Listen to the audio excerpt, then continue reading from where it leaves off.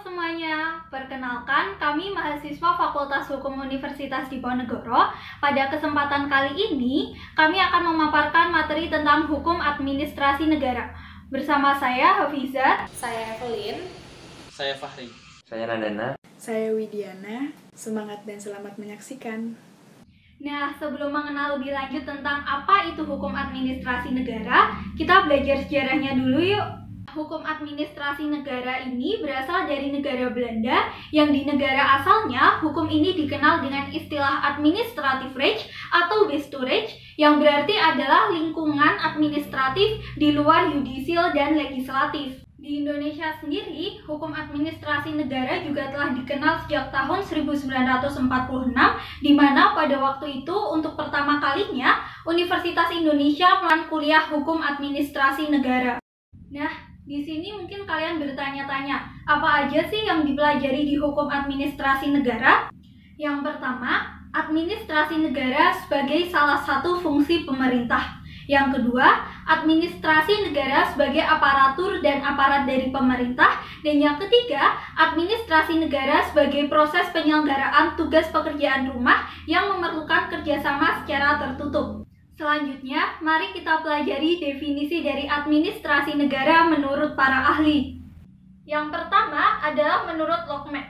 Menurut Lockman, hukum administrasi negara ini merupakan seperangkat norma-norma yang menguji hubungan hukum istimewa yang diadakan untuk membantu para pejabat administrasi negara menjalankan tugas-tugas mereka yang sangatlah khusus. Selanjutnya ada definisi dari Dr. Prajudi Atmosudhirjo SH.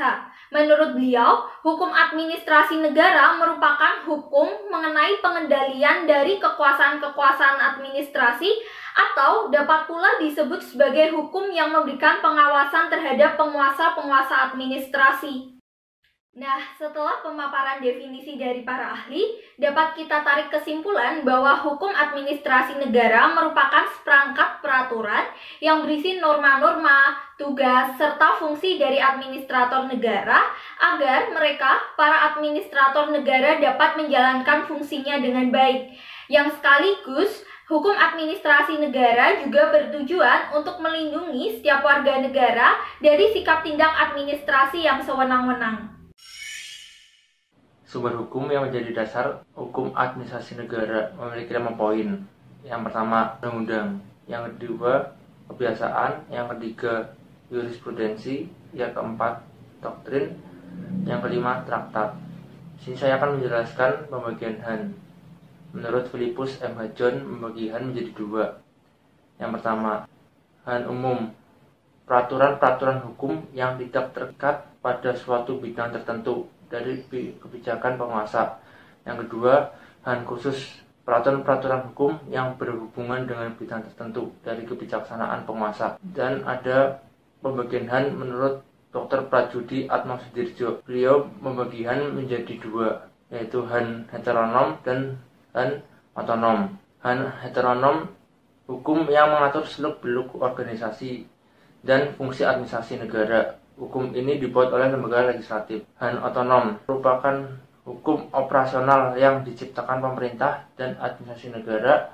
Hukum ini dibuat oleh administrasi negara itu sendiri untuk bisa jalankan fungsi-fungsinya dengan baik. Mengenai ruang lingkup dari beberapa ahli yang kita temukan, ada 4 orang ahli. Yang pertama, Dr. Prajudi SH, yang kedua Walter Bruckelt, yang ketiga Kusumajipu Josewojo, dan yang keempat Van Vollenhoven. Kami merangkum ruang lingkup yang mereka berikan ke dalam 12 poin. Yang pertama ada hukum tentang dasar-dasar dan prinsip-prinsip umum daripada administrasi negara. Asas dalam penyelenggaraan administrasi pemerintahan adalah berdasarkan asas legalitas, asas perlindungan terhadap HAM, dan asas umum pemerintahan yang baik. Undang-Undang Nomor 40 Pasal 5 Tahun 2014. Kedua, hukum tentang organisasi dari administrasi negara. Organisasi keadministrasian negara adalah keseluruhan tata susunan administrasi negara yang terdiri dari kementerian atau departemen, direktorat, biro, wilayah-wilayah, kantor, daerah otonom, dan sebagainya. Yang ketiga, hukum pertahanan dan keamanan. diatur dalam Undang-Undang 1945 Pasal 30 Ayat 1 dan 2, di mana hukum ini mengatur tentang kewajiban warga negara dalam melaksanakan pertahanan dan keamanan bersama TNI dan kepolisian sebagai kekuatan utama dan rakyat sebagai kekuatan pendukung. Yang keempat, ada hukum acara peradilan yang terdiri dari peradilan ketatanegaraan, peradilan perdata, peradilan pidana, dan peradilan administrasi. Ruang lingkup selanjutnya adalah hukum tentang aktivitas-aktivitas administrasi negara menurut Prajudi Atmosudirjo. Yang pertama adalah penerapan perbuatan sepihak yang bersifat administrasi negara yang dilakukan oleh pejabat atau instansi pemerintahan yang berwenang. Yang B adalah rencana suatu perbuatan administrasi negara yang menciptakan hubungan yang saling terikat antara penguasa dan warga masyarakat. Yang C adalah norma jabatan, ada perbuatan hukum dari penguasaan yang memiliki wewenang untuk membuat peraturan undang-undangan yang konkret dan efisien sehingga dapat mengaktualisasikan, dapat mengimplementasikan dalam kehidupan sehari-hari. Contohnya tentang peraturan pemerintahan dan keputusan presiden, instruksi presiden, dan lain-lainnya. Yang D adalah legislasi semi, pejabat administrasi negara yang memiliki peraturan perundang-undangan yang harus digunakan sebagai garis pedoman atau kebijaksanaan suatu ketentuan yang dipublikasikan secara luas. Yang keenam adalah hukum kelembagaan, hukum administrasi perusahaan negara. Administrasi wajib mengatur hubungan hukum sesuai dengan tugas penyelenggaraan kesejahteraan rakyat, misalnya pendidikan, rumah sakit, lalu lintas, laut, darat, dan udara, badan usaha milik negara, dan lain-lainnya. Yang ketujuh adalah hukum tata pemerintahan. Keseluruhan aturan hukum yang mengatur bagaimana alat-alat perlengkapan administrasi dapat diatur tugas dan fungsinya masing-masing. Yang kedelapan adalah hukum kepolisian dalam arti sebagai alat administrasi negara yang sifatnya preventif, misalnya pencegahan dalam bidang kesehatan, penyakit, flu burung, malaria, pengawas kebakaran, dan lain-lainnya.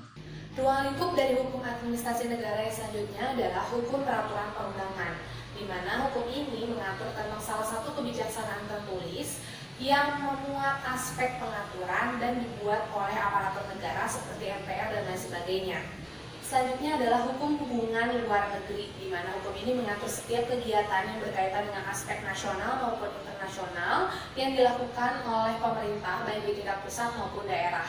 Selanjutnya, hukum tentang peradilan administrasi negara, yaitu hukum yang mengatur bagaimana peradilan administrasi negara di bawah kekuasaan kehakiman dapat menegakkan hukum dan juga keadilan. Dan ruang lingkup yang terakhir adalah hukum administrasi pemerintahan daerah dan wilayah yang terbagi dalam 3 poin.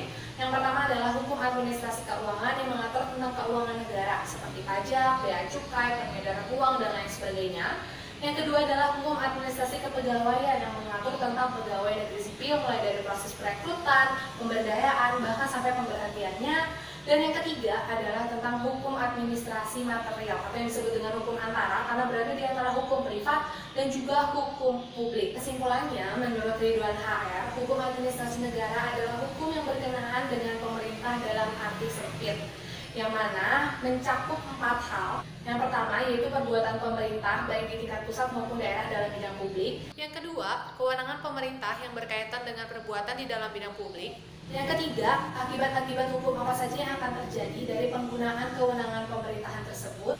Yang terakhir adalah penegakan hukum dan juga sanksi-sanksinya dalam bidang pemerintahan apabila ada warga negara yang melanggar ketentuan yang diatur oleh pemerintah atau ada pemerintah yang membuat ketentuan hukum yang melanggar hak-hak dari warga negaranya.